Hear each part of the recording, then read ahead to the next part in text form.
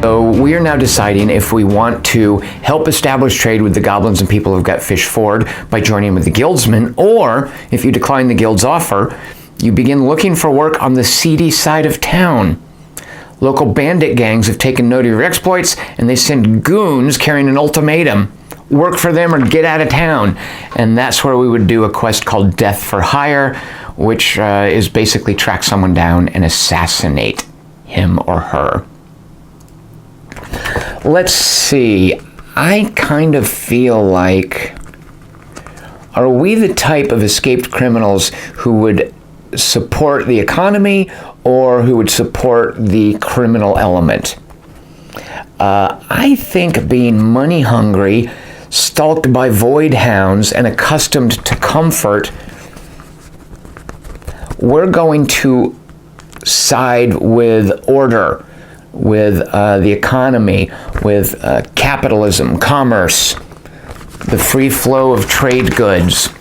We're going to say no to kleptocracies and the underground criminal element, even though the fishy confectioner does have contacts there. So our next mission will be guarding a caravan. Now, what guarding a caravan means, we're removing these, by the way. One of the things it means is we're going to be spending time in the highlands and the badlands.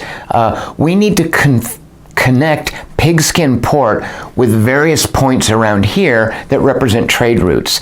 And if you note, remember this beggar told us about the path to the bandit camp.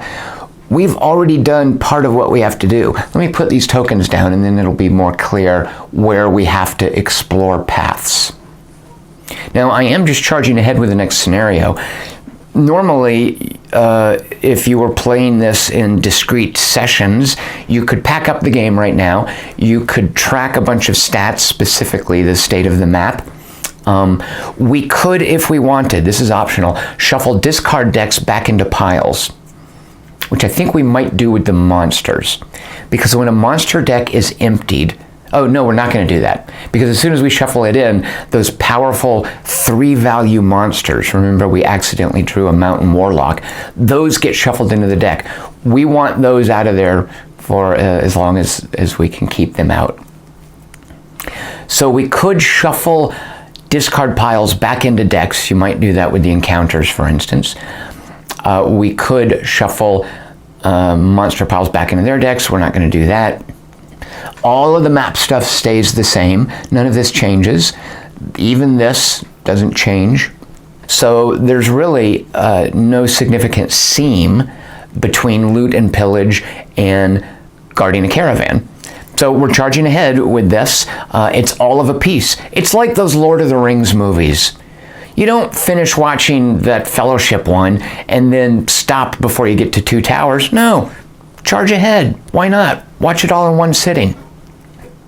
So let's set up the points for the caravan using these clue tokens. And we are going to need to connect. Of these, 2 of them have to be connected, uninterrupted with explored spaces, to Pigskin Port. Let's check where the clue tokens go.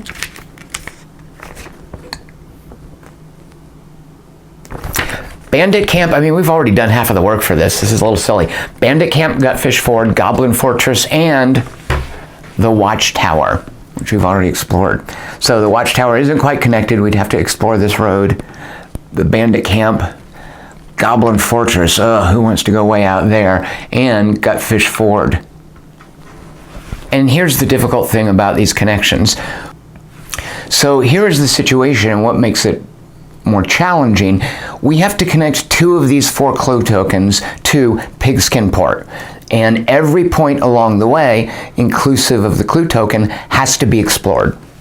Now, you'll note this situation here, it looks like we're almost there. We would have to explore here and explore the bandit camp. These 2 would be connected. However, and maybe unfortunately, there's a stipulation that at least one of the two clue tokens must be outside of the highlands, meaning, yeah, we have to connect trade through the goblin territory, whether we like it or not.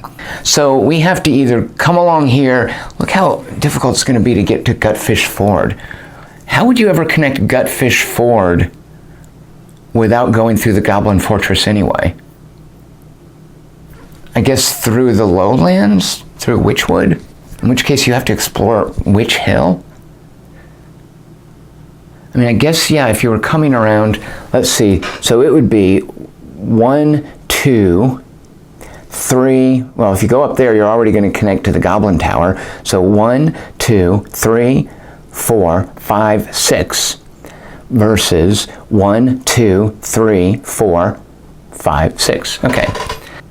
All right, so it looks like pretty much whatever you do, it's going to be 6 spaces that are connected. Whichever direction we choose to go, we've already got just 1 explored token along the way. So looking at the danger levels we have to pass through along that route of 6 spaces, it looks to me like the southerly route, well, that's not more dangerous. I mean, there's a 5, the inherent area is a 5. Up here, the inherent area is a 3. So exploring these parts of the path would be exploring a 5 level of danger. Exploring these parts of the path would be exploring a 3 level of danger. And now here's another question we want to ask ourselves. Would we rather explore those more dangerous areas? Because as we fight there, we're also lowering the danger level. We're kind of pacifying the countryside. Battles here are going to depress this number. The fight in Witch Hill, assuming there's a fight here, will turn it down to a 4. And furthermore, we know that all of these spaces are in play, except Gutfish Ford. So it seems to me, and I might regret this, it would behoove us at this stage in the game to start pushing these numbers down when this is already a 3. So that's going to mean this, and this have to be explored. That's also going to mean we spend pretty much no time in the Badlands, and I think I'm okay with that. It's sort of a question, if you know the deck, do you want to encounter lowlands monsters or Badlands monsters? And I think it is my dilettante's opinion, I haven't done any analysis here, but I think the monsters in the Badlands are tougher. So we're going to establish a caravan route from Pigskin Port through the Watchtower, past Witch Hill, up into Gutfish Ford. Let's begin. Now the first issue is, should we set out with this wound here, or should we rest for another turn? And it is my feeling that we're going through safe enough areas and we're going to have to rest along the way to explore, that there's no point spending another turn in town resting. Because what's going to happen, and I'll tell you now, we will go ahead and cautiously move here, because in case we get a card we don't want, we can more readily avoid it. Because I think the cautious movement gives us the option to avoid cards rather than the option to fight them, which is good, right? Yeah. So we've cautiously moved there. We avoid whatever it is. Slaver's Pass goes up. Slaver's Pass is one of those places that you would never go there, because the only place it leads is the Temple of Madness. That is now a 5. We avoided any sort of encounters or monsters. We are now going to rest in bold stance so that we can explore this area. So the Fishy Confectioner's morale check would be great for healing up the damage.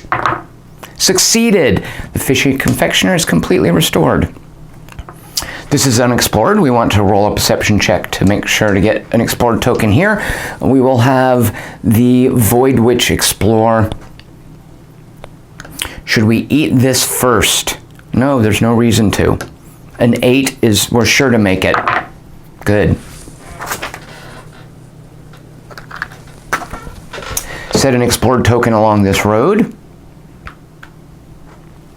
And we're halfway there. We've connected pigskin port to one of the clue tokens. Just one more clue token. How hard can that be? This caravan guarding business. Pff. We move in bold stance into the watchtower. We know this area pretty well. There's no point resting here, so we're just passing through. Its danger level is a 2, and we have done a terrible job with our danger avoidance check. We will reshuffle this deck, and we will encounter 3 monsters and an encounter card. So that'll to remind me to reshuffle it. So we are in the Highlands. 1, 2, 3. We do check the encounter first because it might be a resolve immediately. Here we have, it's not a resolve immediately. We are not in a metaphysical space. Metaphysics really aren't part of the Highlands yet. A game of cards. Sounds like something that'd be fun for our fugitive fop, but it's not resolved immediately, so we're going to set this aside as well, and let's see what 3 monsters we have to deal with. A fish thing. Yeah, it's a fish thing. It's annoying. You must guard against it. If we were in a river spot, which I think we are, is the watchtower a river? Yes, the watchtower is a river. So skirmish means that after the first round, this guy, does he run off? Yeah, he runs off and he raises the danger level in this space. So our main objective will be kill this guy if we want to keep the danger level low, which we do. And he attaches to the person with the lowest morale, which is the Fishy Confectioner or the Void Witch. Who's it more important that we get an assault going? Let's actually have it attached to the Void Witch. In addition to the fish thing. All right, the Fighting Outhouse. So I mistakenly discarded this guy in a previous battle when we drew that Krulcher. That's what should have been discarded. But he's back. A Fighting Outhouse. Look at that armor. Look at that ambush. That ambush is terrible. Look at that Infect, also terrible. Infect means you can't heal up. Attaches to lowest morale, an attack of 4. All right, so this ambush now makes me wish we'd eaten the Scrogeye Aspic. So going for lowest morale, let's stick with the Void Witch being our tank. And then finally, a Beekeeper. The Beekeeper has gas.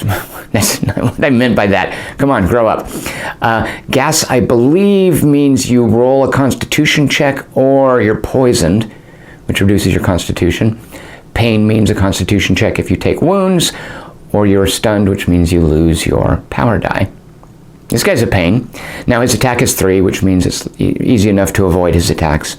And he goes after the person with the lowest armor, which is everyone. Nobody here has armor. Armor for the characters is fairly rare. I believe almost non-existent. There's a breastplate loot piece. One of the characters does start with it. But if you don't draw that, no one ever really gets armor. So let's stack the Beekeeper onto the Void Witch. So before we begin this battle, we have an ambush and a gas attack from the Beekeeper to resolve. These are both going to be painful. The ambush will be a check against perception, otherwise we're stunned for the first round. The gas will be a check against constitution, otherwise we are poisoned until we rest. So, because I think I'm going to end up having to use some of these, let's get a couple of these counters out.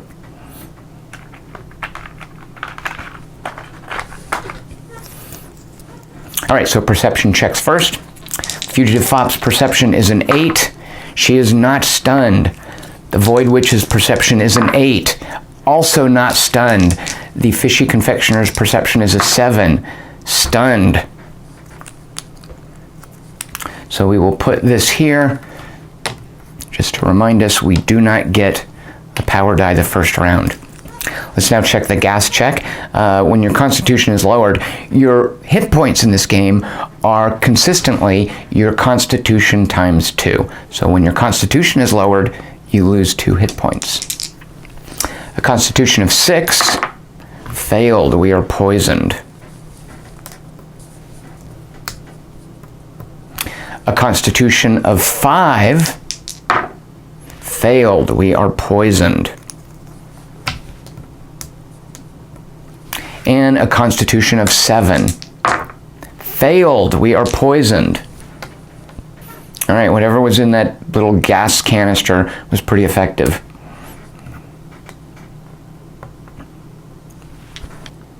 Okay, so everyone is piled onto the Void Witch, which is good. She can pop the Mystic Shield and hunker down. The Fugitive Fop will go first and hopefully can daze one of the creatures on the Void Witch. Okay, the fish thing is going to run off and raise the danger level in the first round. We don't want that. So the Fugitive Fop will go first. Using the weighted pistol, we're not going to load these just in case we get a 12. Can I just verbally say, yeah, I'll leave them unloaded unless I'm actually going to use them. We ignore 1 point of armor, which is good. Here is our perception. Here is our power die because we aren't stunned. We are rolling against a perception of 8. That is a hit for 5, which then kills this fella. Now the Void Witch goes. She's going to use her Mystic Shield as her combat action. She will be guarding, so this applies here. The number of defensive counters we get is equal to the higher roll on her magic roll if it succeeds, but it doesn't kick in until next round. So here she goes. She's defending with an agility of 8. She is making a magic check of 9. I'm not using these, by the way. I should remember. All right, successes all around. So we successfully defended, but only gets 3 points of damage. The outhouse is going to do 1 point of damage and infect her. So she takes 1 wound. The infection means she cannot recover wounds until she gets rid of this status by resting. And the magic shield gets 4 wounds on it.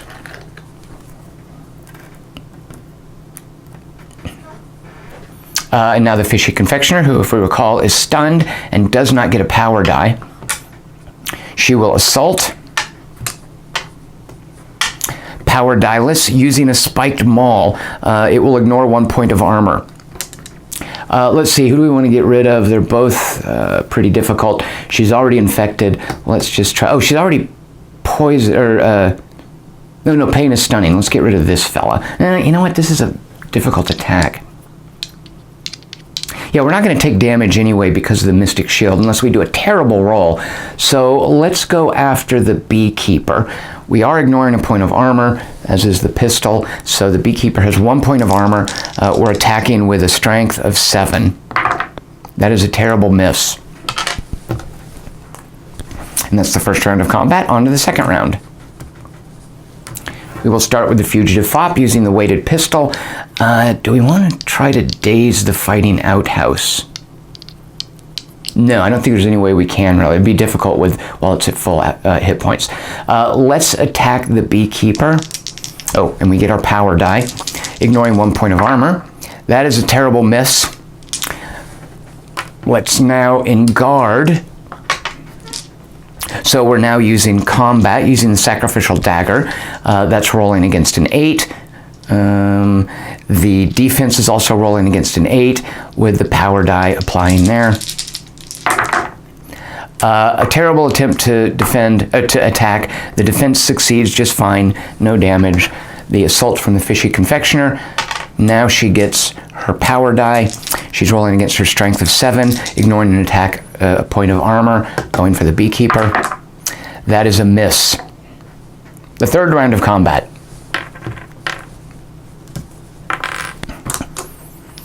Against the Beekeeper, rolling against her perception of 8. That is a miss.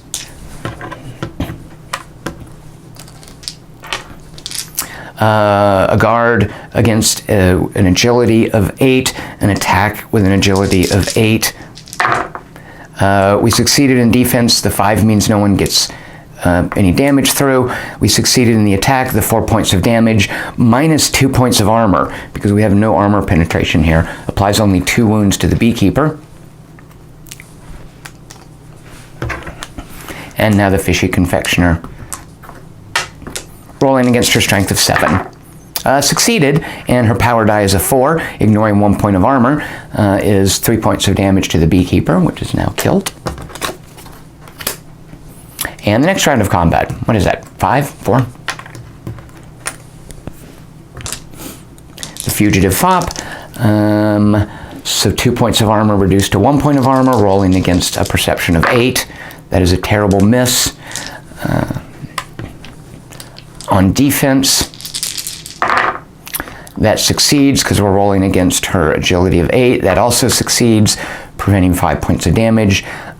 Inflicting 4 points of damage because she's not penetrating into the armor. That's 2 points of damage. And the fishy confectioner, using the spiked maul, rolling against a 7, misses. And the next round of combat, I think it's 6, right? Weighted pistol, succeeds, 3 points of damage, ignoring 1 is 2 points of damage, so from 2 to 4. On defense, we still haven't had to use any of the Mystic Shield. Rolling against agility of 8, succeeded at defense, failed at the attack. Oops. Rolling against the 7, ignoring a point of armor. That succeeds, does 6 points of damage. The armor reduces it to 5, which is enough to kill the fighting outhouse. And there we go. And this comes down here. After the battle is resolved, we hand out 1 point of experience and 1 point of gold. The Void Witch didn't get anything that round. These are gone after battle. Here we have 3 points of experience and 2 points of gold. So 3 points of experience moves the fishy confectioner to 4, and 2 points of gold now puts her at 13 gold. The stunned is gone. I didn't discard that before. Everyone is poisoned, however, and the Void Witch is infected. Let's try some loot rolls, and let's remember this time the fishy confectioner is a looter. She gets to roll twice. The loot roll for the fish thing, a 1, failed. The loot roll for the fishy confectioner is a 3. That one hit. And the loot she gets, a painkiller. Let's take a look. All right, this syringe, as a quick action, lets you become immune to pain until the end of the fight. Very specific, but yeah, if you're worried about losing a power die, which you should be if it's a possibility, you've got this. Who's going to carry this? So pain rolls against Constitution, so somebody with a low Constitution, obviously, which will be the Void Witch.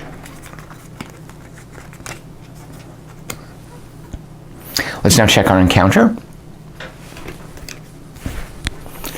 So this game of cards, some drifters invite you to join their card game. They seem friendly enough, perhaps too friendly. We can gamble if we want, or we can ignore them. Let's see, what will the gambling get us? Each adventurer gambling must wager up to 4 gold pieces. Once everybody's wagered, draw a danger card without resolving it. If it's equal to or less than your luck, and that is a 1, a 4, and a 3, you win double your wager. Otherwise, your wager is lost. Use the highest value shown if you draw a danger card with multiple values. I do not know the distribution of numbers in the danger deck. But I feel like the Void Witch has enough luck, the Fugitive Fop as well. I mean, I know all the numbers are between 1 and 6. All right, just the Void Witch is going to do it. She's got just enough gold. She's got the same amount of gold as luck, and I think that's telling us something. So she is going to spend her 4 gold. We're drawing a danger card against our luck of 4. If this is equal to or less than a 4, which it is. And do we discard it? Yeah, we discard it. It doesn't get shuffled back in or anything. So it goes in the discard pile. And she gets 8 gold out of that deal. All right, so see, luck isn't just good for re-rolling dice in the Hand of Doom. And we discard that encounter and go on to the next turn. All right, these are a bit of a pain.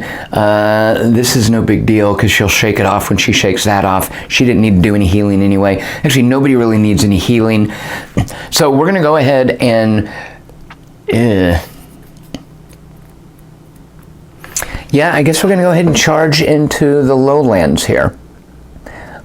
Into Witchwood in cautious stance. Oh, by the way, we just won a battle here. This is now a 1. You guys, don't let me forget, when you win a battle, you lower the danger level. That's important. So in cautious stance, we're going to mosey down here. Oh, but we reshuffle this, which makes it moot whether this is discarded or not.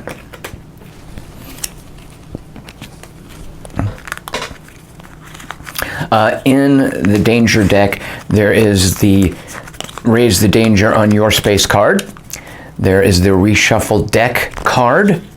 There is a card that instructs you to put raise the danger level everywhere there's a void gate. I think there's one other special orange card that I'm forgetting. All right, that was reshuffled. We are now drawing for venturing into the Witchwood. So our danger avoidance in a metaphysical area would be a 6. This is non-metaphysical. Oh, shoot a monkey. You know what that is?